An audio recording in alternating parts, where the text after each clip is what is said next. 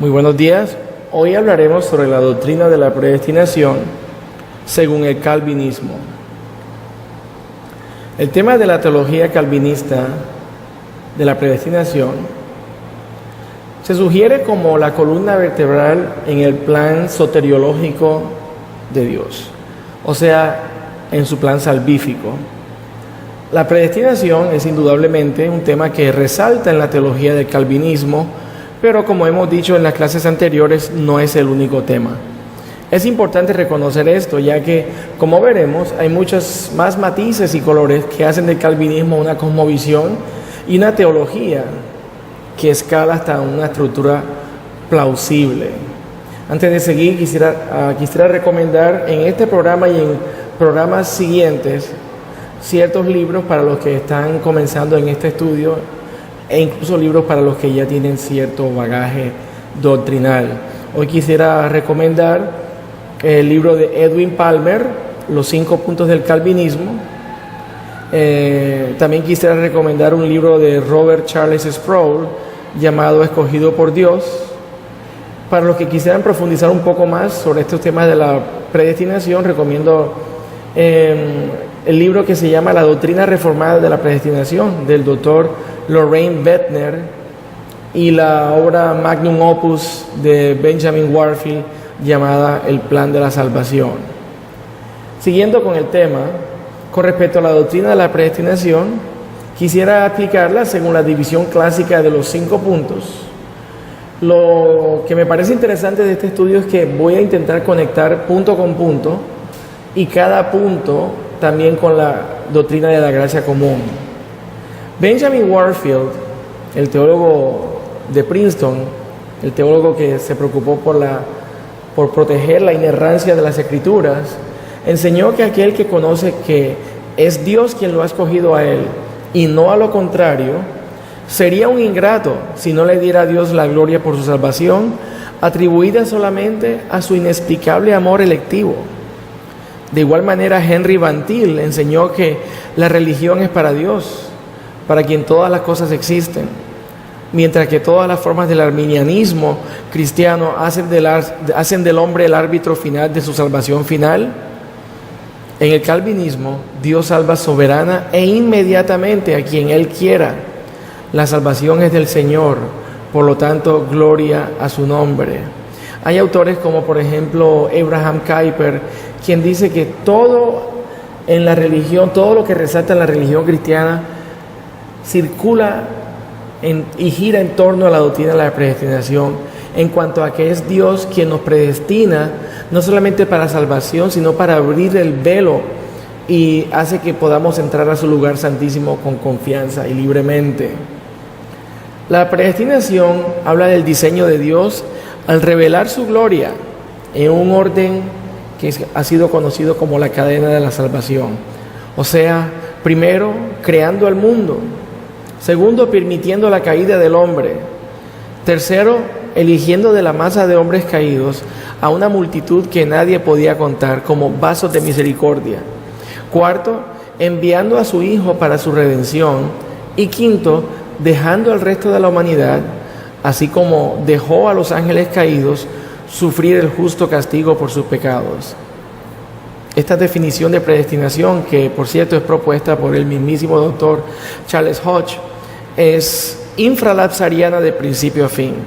En esta se destaca la manera integral como Dios se involucra en cada paso del consejo salvífico. Como veremos más adelante, Dios no solo se involucra en los asuntos salvíficos del hombre escogido, sino también en los asuntos cotidianos de escogidos y de réprobos. Esto se llama gracia común. La doctrina calvinista o reformada de la predestinación es una doctrina teísta hasta el núcleo. Va en consonancia con ese ens necessarium, quien rescata el fenómeno y en quien todas las cosas subsisten. A Dios no le basta con crear y dejar a su propia creación a su suerte.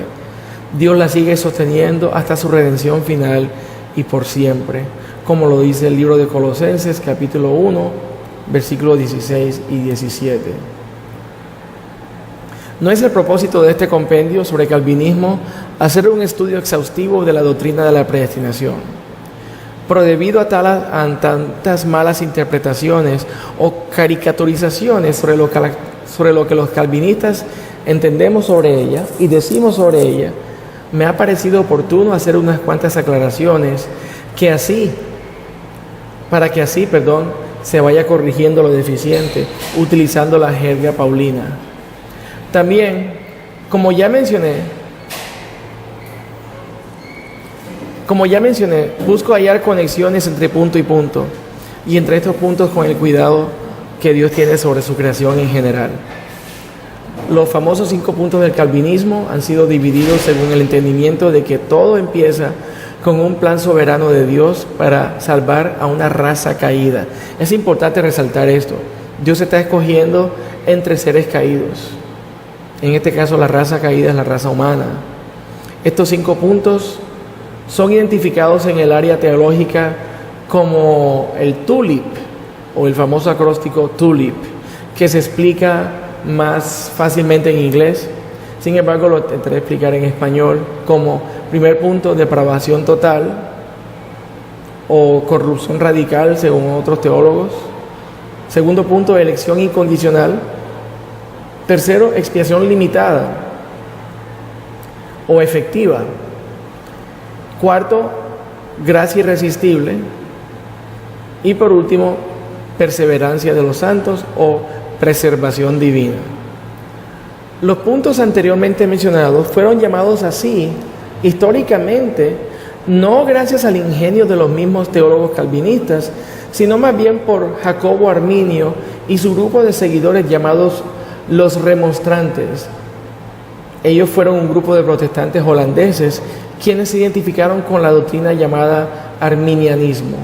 Y como una señal de protesta, en el año 1610, ellos presentaron ante el Estado de Holanda una queja contra 5 puntos en los cuales ellos no estaban de acuerdo, que provenían del calvinismo. Estos puntos llegaron a ser conocidos a través de los años como los 5 puntos del calvinismo.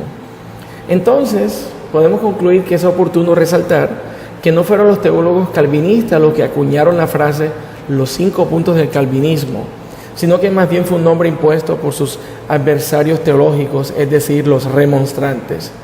Remonstrar significa protestar. Ellos protestaron contra los calvinistas.